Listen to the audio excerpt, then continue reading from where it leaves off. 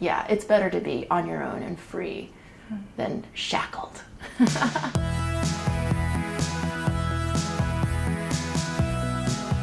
I'm Philippa Hughes, and I am the Chief Creative Contrarian of the Pink Line Project.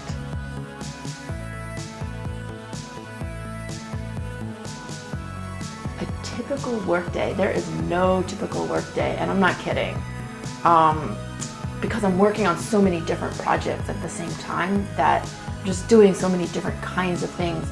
The website requires its own management tasks. A lot of that is writing blog posts and maintaining, a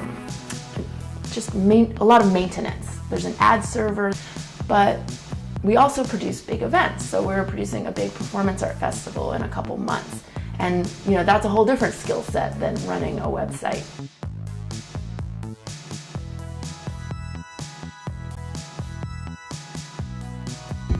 There was not a definitive moment that changed my mind about practicing law.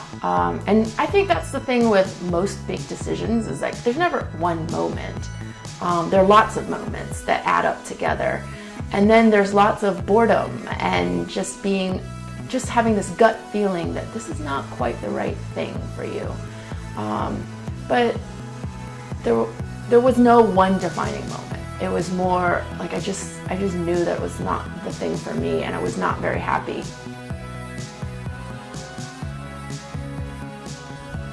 That's a really hard question, because I've been trying to figure that out for a while.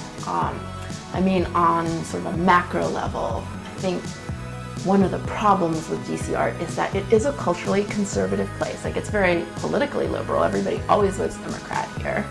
But culturally, people are pretty conservative. You can see it in the way they dress, like khaki pants, blue shirts, blue suits, and nobody wants to offend anybody. That's politics. You don't actually want to offend anybody. You want in theory, you want everybody to get along and move things forward. And so you see that in the art. Like, you go to people's homes and you see very pretty pictures with pretty colors that match, and everything matches. So I just want to show people that it's much more interesting to be provocative. And I mean, you can see it in the art that I hang on my own walls. Like, there's some, people come here and like, what the hell is that? But it makes them ask questions and it makes them think. And that's what I'm interested in, is how do we change the way people view art in DC to be to not be passive, but to be like active and questioning and really thinking.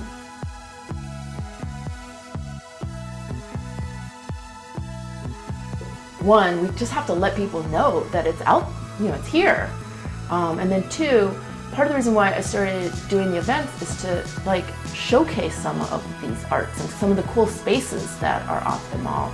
So, all the events that I've ever done are, I'd say 95% are always in some kind of unusual raw space, a warehouse or an abandoned retail space, something like that.